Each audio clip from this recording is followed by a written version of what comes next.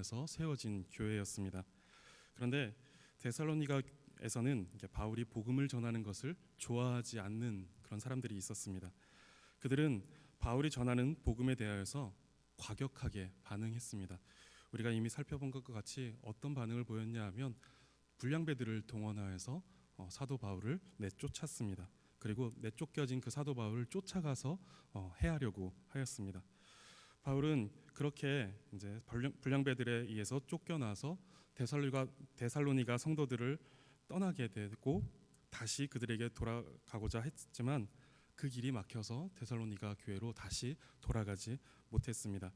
그래서 바울은 그들에게 직접 나아가지 못했지만 디모데를 그들에게 보냈습니다. 그리고 디모데를 통해서 데살로니가 교회의 교인들의 어떤 사정과 형편들을 전해 듣게 됩니다. 그리고 데살로니가 교회 성도들에게 편지를 써서 그들을 위로하고 또 복음의 내용을 가르치고자 하였습니다. 그 가운데 바울은 디모데를 통하여서 데살로니가 교인들이 궁금해하는 것 혹은 그들이 가지고 있는 구체적인 문제에 대해서 전달을 받았습니다. 바울은 편지를 쓰면서 무언가 답변을 하듯이 아주 구체적으로 명확하게 어떤 주제에 대해서 말해주고 있습니다. 세 가지의 주제가 특별히 언급이 되는데 먼저는 4장 9절에서 형제 사랑에 관하여는 이라고 말하면서 이 형제 사랑에 관하여서 사도 바울이 데살로니가 교회에게 편지를 씁니다. 그리고 두 번째는 4장 13절에 자는 자들에 관하여는 이라고 말하면서 그것에 대해서 또 바울은 설명을 합니다. 그리고 세 번째는 오늘 본문인 5장 1절에 때와 시기에 관하여는 이라고 이렇게 말하면서 이 때와 시기에 관하여서 설명을 합니다. 오늘 본문은 이 세 번째 주제인 때와 시기에 관하여는 이라는 주제인데 여기서 말하는 때와 시기다라고 하는 것은 예수님의 재림의 때를 가리킵니다. 제 목소리가 작죠? 그래서 방송실에서 키워주실래다가 제가 조금 더 크게 하겠습니다. 오늘 본문은 이제 세 번째 주제인 때와 시기에 관하여는 이라는 주제입니다.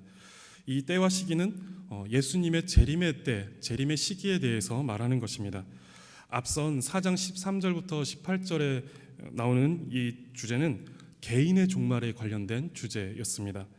즉 우리가 죽음으로 하나님께 나아가 맞이하게 되는 종말, 이것에 대해서 우리가 하나님께로 죽음을 통해서 나아가게 되는 종말에 대해서 4장 13절에서 18절에 말하고 있다라면 5장 1절에서 11절은 우주적인 종말, 예수님께서 재림을 통해서 우리가 그 맞이하게 되는 그 종말, 그것과 관련된 주제를 5장 1절에서 11절에서 다루고 있는 것입니다. 그런데 바울은 지금 그 때와 시기에 관하여는 너희에게 쓸 것이 없다라고 이렇게 말하고 있습니다. 그 이유는 2절 하반절에 너희 자신이 자세히 알기 때문이다라고 이렇게 말합니다. 바울은 이미 이것에 관하여서 그들에게 가르쳤다라는 것을 확인할 수가 있습니다. 바울은 이 때와 시기에 관하여서 그들에게 가르친 내용은 2절과 3절에 나타나는데 먼저는 주의 날이 밤에 도둑같이 이를 것이다 라고 이렇게 때와 시기에 관하여서 가르쳤습니다.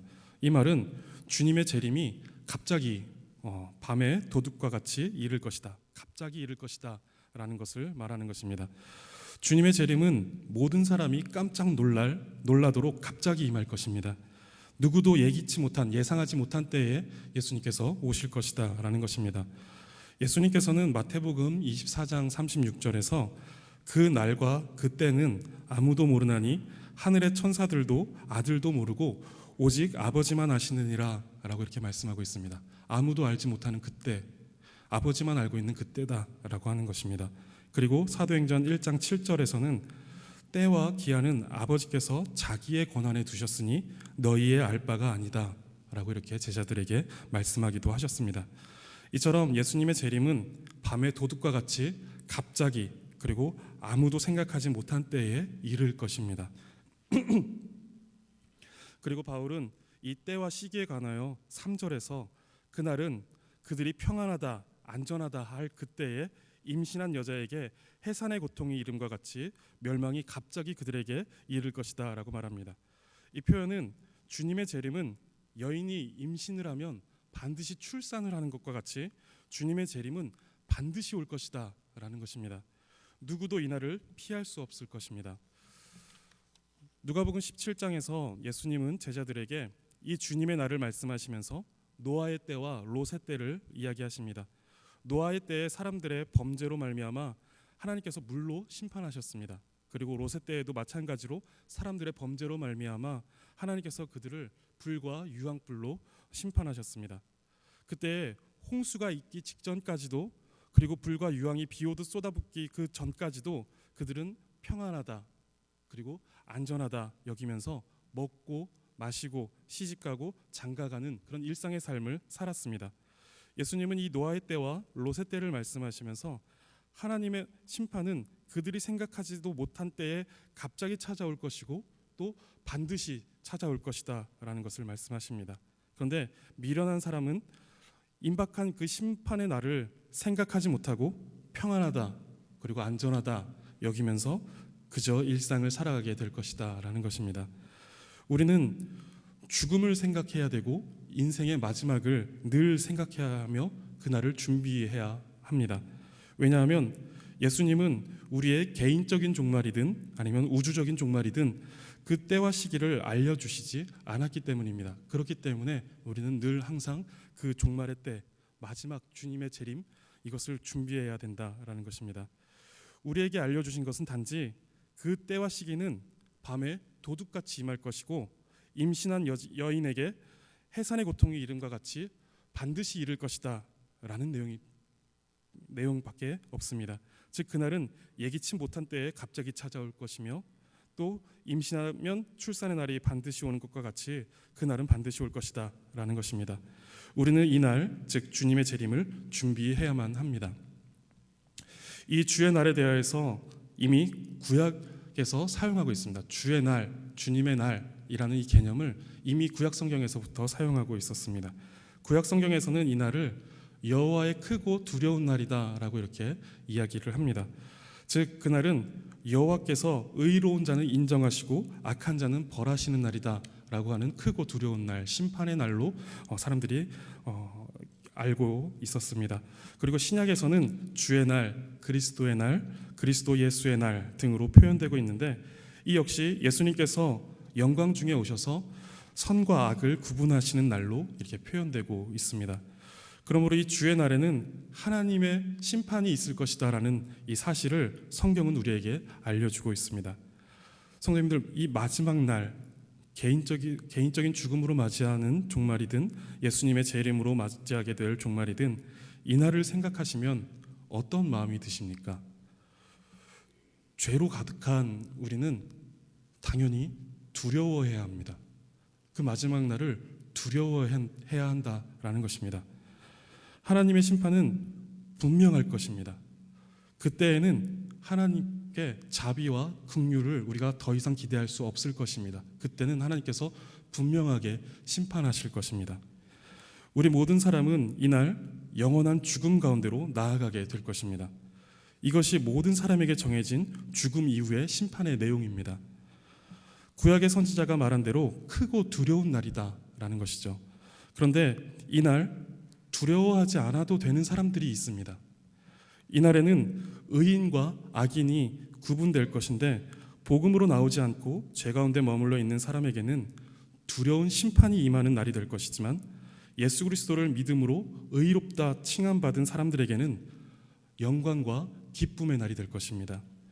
즉 우리는 이날 두려운 심판이 아니라 예수 그리스도의 크신 은혜와 능력으로 구원의 완성을 맛보게 될 것이고 가장 큰 만족과 궁극의 기쁨을 우리가 얻게 될 것입니다. 그래서 우리는 이 날을 두려워하는 것이 아니라 기대하고 기다리는 영광의 날이 될 수 있는 것입니다.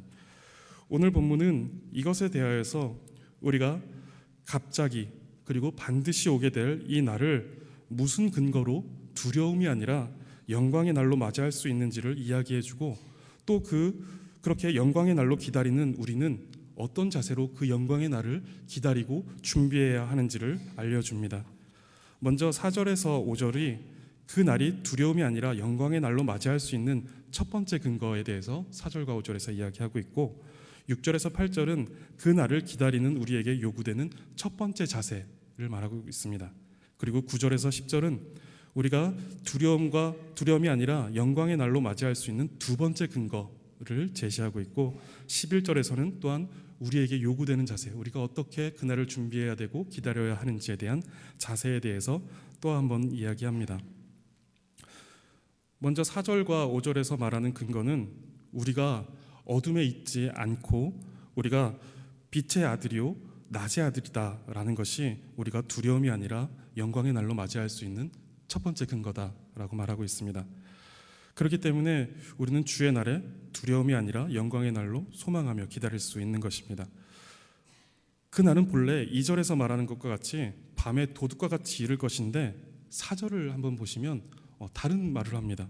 4절을 보시면 어둠에 있지 않은 우리에게는 그날이 도둑같이 임하지 못할 것이다 라고 이렇게 말하고 있습니다. 분명히 그날은 도둑과 같이 밤에 도둑과 같이 임할 것이다 라고 말씀하셨는데, 어둠에 속하지 않은 빛의 아들이요 낮의 아들인 우리에게는 그날이 도둑같이 임하지 못할 것이다 라고 말하고 있는 것입니다. 이 말은 주의 날은 분명히 아무도 알지 못하는 때에 갑자기 찾아올 것인데, 도둑같이 찾아올 것인데, 어둠에 있지 않은 빛의 아들이요 낮의 아들인 성도들에게, 예수 그리스도를 믿는 그 성도들에게는 이 날을 준비하고 있을 것이기 때문에 밤에 도둑같이 예기치 못하게 또는 느닷없이 찾아오지 못할 것이다 라는 것이죠. 왜냐하면 날마다 그것을 준비하고 있기 때문입니다. 주님의 오심을 준비하고 있는 사람들에게는 그날이 도둑같이 이룰 수 없다라는 것입니다. 마태복음 25장에서 말하는 열처녀의 비유가 그것을 잘 나타내 줍니다. 이 열처녀의 비유에 대해서 현대판 열처녀의 비유가 나왔습니다. 제가 성경을 바꾸려고 하는 건 아니고요. 열처녀의 비유, 마태복음 25장에서의 열처녀의 비유는 등불과 기름을 준비하죠. 등불에 이제 기름이 떨어지면 그 기름을 채우는. 현대판은 어떻게 바뀌었냐 하면 스마트폰과 보조 배터리로 바뀌었습니다. 스마트폰으로 이제 그 불을 밝혀서 이제 예수님의 오심을 이렇게 기다리고 있는데, 그 스마트폰에 잔량이 떨어지면 보조 배터리를 끼워서 이제 에너지를 보충하는 이런 식으로 바뀌었습니다. 열처녀는 스마트폰으로 불을 밝히고 있지만 신랑이 더디움으로 인해서 배터리 잔량이 부족해지게 되었습니다. 그러자 미처 이러한 상황을 대비하지 못한 미련한 다섯 처녀가 이러한 상황을 미리 대비한 지혜로운 다섯 처녀에게 보조 배터리를 빌려달라고 이렇게 이야기합니다. 그런데 그 다섯 처녀가 내 쓸 것도 부족하니까 가서 사오라 라고 이렇게 이야기합니다. 그들이 보조 배터리를 사러 간 사이에 신랑이 와서 준비된 다섯 처녀를 데리고 혼인잔치에 들어갑니다. 그리고 문이 닫힙니다. 후에 이 보조 배터리를 사온 처녀들이 와서 문을 열어달라라고 하지만 신랑은 내가 너희를 도무지 알지 못한다 라고 말하면서 그들이 들어오는 것을 허락하지 않습니다. 신랑을 기다리는 지혜로운 다섯 처녀가 신랑을 맞을 준비를 하고 신랑을 기다린 것처럼 우리는 그날을 준비하고 기다리기에 그날이 도둑같이 우리에게 임하지 못할 것이라는 것입니다. 성도님들, 우리는 이 지혜로운 다섯 처녀와 같이 신랑 되신 예수님의 그 오심을 준비하고 기다리는 자들이 되어야 합니다. 6절에서 8절은 우리가 어떻게 이 날을 준비하고 기다릴지에 대해서 알려줍니다. 먼저는 다른 이들과 같이 자지 말고 오직 깨어 정신을 차리라 라고 이렇게 말합니다. 그리고 자는 자들은 밤에 자고 취하는 자들 역시 밤에 취한다 라고 말합니다. 그러니 낮에 속한 우리는 자지 말고 깨어 정신을 차려야 한다는 것입니다. 깨어 정신을 차린다라는 것이 무엇일까요? 우리는 낮에 속한 자들로서 깨어 있어야 하고 정신을 차려 주님의 오심을 기다려야 할 텐데, 깨어 정신을 차려야 한다라는 것은 어떻게 하고 있으라는 것일까요? 본문 8절은 믿음과 사랑의 호심경을 붙이고 구원의 소망의 투구를 쓰자라고 이렇게 말합니다. 바울은 이곳에서뿐만 아니라 에베소서와 고린도후서 그리고 로마서 등에서 낮의 아들들의 삶에 대하여서 전신갑주를 입고 사는 것으로 묘사를 합니다. 바울은 믿음과 사랑과 소망의 갑옷을 입고 악한 세력의 공격으로부터 보호할 것을 말하고 있습니다. 이것이 주님의 재림을 기다리고 있는 우리의 자세다라는 것이죠. 바울은 이렇게 전신갑주를 입고 깨어 정신을 차리는 삶이 무엇인지 로마서에서 조금 더 구체적으로 말해주고 있습니다. 로마서 13장 12절부터 14절인데 저희 함께 성경을 찾아서 한번 읽어볼까요? 제가 방송실에는 말을 해두지 않아서 성경을 직접 찾으셔야 될 것 같습니다. 로마서 13장 12절부터 14절까지의 말씀입니다. 로마서 13장 12절부터 14절까지의 말씀입니다. 13장 12절부터 14절까지의 말씀입니다. 자, 우리 함께 한 목소리로 12절부터 14절까지의 말씀을 읽도록 하겠습니다. 시작. 밤이 깊고 낮이 가까웠으니 그러므로 우리가 어둠의 일을 벗고 빛의 갑옷을 입자. 낮에와 같이 단정히 행하고 방탕하거나 술 취하지 말며 음란하거나 호색하지 말며 다투거나 시기하지 말고 오직 주 예수 그리스도로 옷 입고 정욕을 위하여 육신의 일을 도모하지 말라. 아멘. 바울은 밤이 깊고 낮이 가까웠으니 어둠의 일을 벗고 빛의 갑옷을 입자라고 말합니다. 빛의 갑옷을 입는다는 것이 깨어 정신을 차린다라는 말입니다. 그렇게 빛의 갑옷을 입고 행할 구체적인 지침으로 단정히 행하라고 말합니다. 이 단정함은 쉬운 성경에서는 이렇게 번역합니다. 난잡한 유흥을 즐기지 않는 것이고 술 취하지 않는 것이며 문란하고 퇴폐적인 생활을 버리는 것이며 다투지 않고 질투하지 않는 것이다라고 이렇게 설명을 합니다. 깨어있는 삶이란 우리의 죄성과 싸우는 삶이고 욕심을 억누르는 삶입니다. 반대로 말하면 죄와 버타여 살고 욕심 가운데 살아가는 삶이 어둠 가운데 살아가는 삶이고 어둠 가운데 있는 자들은 주의 날에 도둑같이 임하시는 예수님의 재림에 놀라고 두려운 날을 맞이하게 될 것이다 라는 것입니다. 그러나 날마다 예수 그리스도를 힘입어 그 죄와 싸우고 또 우리의 욕심을 억누르는 그 성도는 주의 날에 예수님께서 그 수고의 눈물을 닦아주시고 또 그 영광의 자리로 인도하실 것이다 라는 것입니다. 성도님들 깨어서 그 날을 준비하시고 기다리시기 바라겠습니다. 항상 낮에 속한 자와 같이 영혼의 단정함을 유지하시기 바라겠습니다. 바울은 우리가 이 갑자기 그리고 반드시 오게 될 이 날을 두려움이 아니라 영광의 날로 맞이할 수 있는 두 번째 근거를 이야기합니다. 9절과 10절입니다. 여기서 바울은 하나님이 우리를 세우심은 이라고 말합니다. 하나님께서 우리를 세우셔서 노하심이 아니라 예수 그리스도로 말미암아 구원을 받게 하셨다라는 것인데, 그때 우리를 세우시어 구원에 이르게 하시는 그 주체가 바로 하나님이다라는 것을 말하고 있는 것입니다.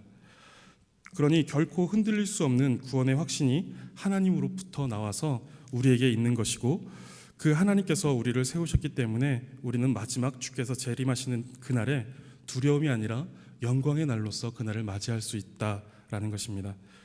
우리를 세우시어 노하심이 아닌 구원에 이르게 하시기 위해 하나님은 독생자 예수 그리스도를 우리 가운데 보내주셨고, 예수님께서는 기꺼이 우리를 위해 죽으셨습니다. 바울은 이것을 10절에서 말하면서 그 이유와 목적을 덧붙여 말합니다. 왜 예수 그리스도께서 우리를 위해서 우리 가운데 오셔서 십자가에 달려 죽으셨는지, 그 이유와 목적이 깨어있든지 자든지 자기와 함께 살게 하려 하심이라. 예수 그리스도와 함께 살게 하시기 위해서 우리를 위해 죽으셨다라는 것입니다. 즉 살든지 죽든지 그리스도와 함께 살게 하기 위하여 우리를 택하시고 세우시어 노하심이 아닌 구원에 이르게 하신다라는 것입니다.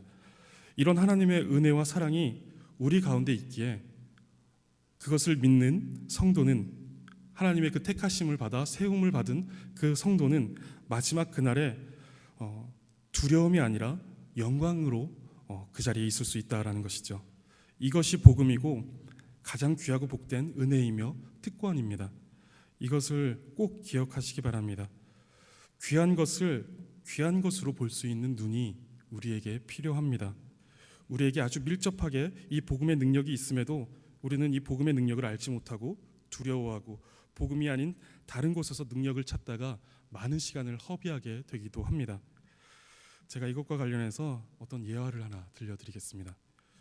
어느 등산가가 등산을 하다가 길을 잃었습니다. 해가 저물고 갑자기 눈보라까지 쳐서 이제 죽었다고 생각할 즈음 멀리서 작은 불빛 하나가 보였습니다. 작은 초가상간 집이었습니다. 그는 거의 탈진 상태에서 계십니까 계십니까 소리를 치면서 문을 두드렸습니다. 그때 어떤 할머니가 나왔습니다. 그는 무조건 들어가 쓰러지고 말았습니다. 이미 탈진한 상태였기 때문에 쓰러지고 말았습니다.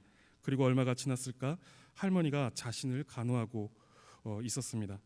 할머니께서 이제 정신이 드오라고 이렇게 말씀하시자 등산가는 정신을 차리고 죄송합니다. 허락도 없이 이렇게 폐를 끼쳤습니다. 라고 말합니다. 그러자 할머니는 아니요 더 머물다 가시오. 눈보라가 멈추려면 며칠이 더 있어야 할 거요. 라고 이렇게 말했습니다. 할머니는 가난했지만 이 등산가에게 겨울 양식을 꺼내어 주면서 함께 며칠을 더 보냈습니다. 등산가는 눈보라가 끝나기만을 기다려야 했습니다. 할머니는 등산가를 아들 대하듯이 정성껏 보살펴 주었습니다. 등산가는 이 생명의 은인인 할머니에게 보답하기 위해서 어떻게 해드릴까를 고민했습니다. 할머니 집을 보니 온통 구멍이 나서 차가운 바람이 들어오고 있었습니다. 그래서 그는 할머니 집을 따뜻하게 살 수 있도록 새로 사드려야겠다라는 생각을 했습니다. 이 사람은 거대 기업의 회장이었습니다. 눈보라가 끝나는 날 회장은 몰래 백지 수표를 꺼내서 거액의 수표를 적어 봉투에 넣었습니다. 그리고는 할머니에게 말했습니다. 할머니 이거 받으세요. 이거면 할머니 겨울을 따뜻하게 나실 수 있을 겁니다. 라고 하면서 주셨습니다. 그리고 회장은 뭔가를 보답했다라는 그런 뿌듯함에 미소를 지으며 떠났습니다. 그리고 몇 년 후 회장은 다시 그 산에 등산을 하러 가게 되었습니다. 할머니가 과연 따뜻하게 지내고 계신지 그것도 궁금하고 해서 그 끔찍한 등산 경험이 있지만 그 산으로 떠났습니다. 그런데 그 할머니 집은 그대로 있었습니다. 뛰어 들어가자 방 안에는 부패한 냄새가 진동을 했습니다. 그리고 할머니는 홀로 죽음을 맞이했습니다. 아마도 겨울 양식도 없고 너무 추워서 동사한 듯 보였습니다. 그는 분명 그 큰 돈을 들였는데 왜 이 지경이 됐을까라는 이런 생각을 했습니다. 그때 자신이 준 수표로 문에 구멍 난 곳을 붙여 바람을 막는 데 사용했다라는 것을 발견하게 되었습니다. 산속에서 홀로 살았던 할머니는 백지 수표가 뭔지 몰랐던 것입니다. 그래서 그 돈이면 따뜻한 집으로 수리할 수도 있고 또 새로운 집을 살 수도 있었다라는 것을 몰랐던 것입니다. 그래서 그 백지 수표를 가지고 고작 하는 것이 바람 새는 작은 구멍 하나 막는 데 사용한 것입니다. 성도님들, 예수 그리스도께서 우리와 함께 하시기 위해 십자가에 달려 돌아가신 이 귀한 사실을 알고 계십니까? 그 복음의 능력이 우리를 죄와 사망에서 건지시고 영원한 형벌 가운데서 영원한 생명으로 옮기는 능력이심을 또한 알고 계십니까? 이 가치를 날마다 경험하고 계십니까? 혹시 백지수표로 문에 난 구멍 막는 데 사용하듯이 복음의 능력을 알지 못하고 단지 이 땅의 복과 욕심을 채우는 수단 정도로 복음을 사용하고 계시지는 않습니까? 우리에게 갑자기 그리고 반드시 오게 될 그날 우리는 우리와 함께 하시려고 십자가에 달려 돌아가신 그 예수 그리스도로 인하여 이 복음으로 인하여 두려워하지 않고 큰 영광 가운데 나아갈 수 있는 것입니다. 이 복음의 능력, 이 복음의 가치를 기억하시고 날마다 그 능력을, 그 가치를 경험하시기를 바라겠습니다. 이것이 우리가 담대하게 마지막을 기다릴 수 있는 강력한 근거가 되는 것입니다. 바울은 이어서 이러한 우리에게 요구되는 자세에 대하여서 이야기를 해줍니다. 11절입니다. 11절에 그러므로 피차 권면하고 서로 덕을 세우기를 너희가 하는 것 같이 하라 라고 이렇게 말을 합니다. 권면하라는 말은 4장 18절에서 바울이 위로하라 라고 하는 말과 같습니다. 그리고 서로 덕을 세우라는 말은 서로를 일으켜주고 세워주라 라는 이런 말입니다. 즉 주의 날이 갑자기 그리고 반드시 찾아올 것인데 그날을 깨어 정신을 차려 기다릴 수 있도록 서로를 위로하고 또 서로를 세워주라 라는 말입니다. 성도님들, 우리가 살아가는 삶은 항상 갑자기 그리고 반드시 오실 예수 그리스도의 재림을 깨어 기다리는 삶이어야만 합니다. 그런데 그 기다리는 삶이 쉽지 않다라는 것이 문제입니다. 빛의 갑옷 그리고 전신갑주를 입지 않으면 죄에 넘어지고 또 욕심에 자빠지는 것이 우리입니다. 그리고 그 복음을 마치 싸구려 주문과 부적처럼 여겨버리는 것이 죄인된 우리의 모습입니다. 그렇기 때문에 우리는 서로 위로하고 피차 간에 권면하면서 그리고 서로에게 덕을 세워주는 것이 필요합니다. 그래서 하나님은 우리를 이러한 일을 위해서 강변교회로 모아주신 것입니다. 지난주까지 이제 우리는 3주에 걸쳐서 재직 세미나를 했었죠. 재직이 필요한 이유, 그리고 하나님께서 재직을 이 교회 가운데 세우신 이유도 결국 이것입니다. 서로의 연약함을 감싸주며 서로를 빛의 갑옷으로 무장시켜주고 복음의 능력과 가치를 깨닫게 하여 마지막 주의 날을 준비할 수 있게 하는 것입니다. 성도님들 서로 피차간에 권면하시고 또 서로 덕을 세워주시면서 함께 마지막 그날을 준비하시기 바라겠습니다. 그날은 갑자기 올 것입니다. 그리고 그날은 반드시 올 것입니다. 그날까지 우리가 기다리며 사는 삶은 또한 매우 힘겨운 삶이 될 것입니다. 죄가 우리를 잠들게 할 것이고 욕심이 우리를 취하게 할 것입니다. 그때 우리가 서로에게 빛의 갑옷을 입혀주고 복음으로 무장하도록 깨워주고 일으켜주는 위로와 격려의 공동체가 되기를 바랍니다. 오늘 본문은 예수님의 재림의 때와 시기에 관한 데살로니가 교회의 질문에 대한 바울의 대답이었습니다. 바울은 그날이 갑자기 그리고 반드시 찾아올 것이다 라고 그들에게 가르칩니다. 그날에 하나님께서는 의인과 악인을 구분하여 심판하실 것인데 우리 그리스도인들은 두려워할 것이 없다라고 말합니다. 왜냐하면 그리스도인에게는 형벌을 위한 심판이 아닌 칭찬과 위로를 위한 영광의 심판이 있을 것이기 때문입니다. 그리고 바울은 주의 날 우리가 두려워하지 않을 수 있는 두 가지의 근거를 말해 주었습니다. 하나는 우리의 지위가 밤이나 어둠에 속한 자가 아니라 빛의 아들이요 낮의 아들이기 때문이다 라는 것이며, 또한 하나님께서 주권적으로 선택하신 우리를 택하시어 세우셨고 예수님께서 우리와 함께 하시고자 십자가에 달려 돌아가셨기 때문에, 그래서 우리를 구원하셨기 때문에 우리가 그날을 두려워하지 않을 수 있다라고 이렇게 말해주고 있습니다. 그리고 바울은 그런 우리가 이 땅에서 그 영광스러운 주의 날을 어떻게 기다려야 하는지 설명해 주었습니다.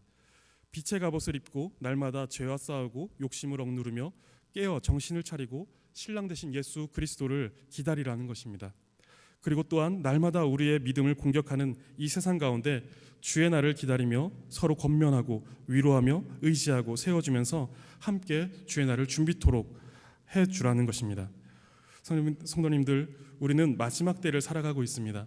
예수님께서 언제 오실지 알 수 없습니다. 예수님께서 승천하신 이후에 모든 교회와 성도들은 언제일지 알 수 없는 그 주님의 날을 기다리며 살았습니다. 예수님은 그런 우리에게 그것은 너희의 알 바가 아니다, 그것은 아버지의 권한이며 우리에게 요구되는 것은 오직 깨어 기다리는 것이다 라고 말씀하셨습니다. 갑자기 그리고 반드시 임하게 될 그날을 준비하시기 바랍니다. 그리고 그날을 생각하시기 바랍니다. 그날 우리는 빛의 자녀로서 영광스러운 날을 맞이하게 될 것입니다. 또한 우리를 택하신 하나님, 그리고 우리를 위해 십자가에 달려 돌아가신 그 예수 그리스도로 인하여 영원한 생명 가운데 들어가 그리스도와 함께 살 것입니다. 그날을 고대하시며 빛의 갑옷을 단단히 입으시기 바랍니다. 그리고 서로를 권면하고 위로하며 세워주면서 잘 준비하시어 우리가 주님을 배움는 그날 큰 영광 가운데 기뻐하시며 우리 주 예수 그리스도와 하나님을 찬양하시고 높이시는 그런 날이 되기를 바라겠습니다. 우리 함께 기도하겠습니다.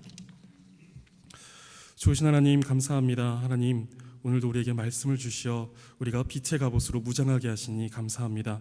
하나님, 우리 모든 사람에게는 어떠한 방식으로든 마지막 때가 올 것인데 하나님, 우리가 그날을 생각하고 기억할 수 있는 지혜를 허락하여 주옵소서. 하나님, 그저 무엇을 먹을까, 무엇을 입을까, 무엇을 마실까를 생각하면서 하루하루를 허비해가는 것이 아니라 마지막 그때 예수 그리스도께서 우리를 심판하시는 그때를 생각하면서 하나님, 우리가 깨어 정신을 차려 그날을 준비할 수 있는 지혜로운 모든 성도님들 될 수 있도록 인도하여 주시옵소서. 그 일을 위하여서 하나님, 우리가 서로를 권면하게 하시고 서로 위로하게 하시며 서로를 세워주면서 우리가 마지막 그 예수님의 재림을 잘 준비하는 강변교회 모든 성도님들 될 수 있도록 주께서 또한 붙들어 주옵소서. 감사드리며 예수 그리스도의 이름으로 기도드립니다. 아멘.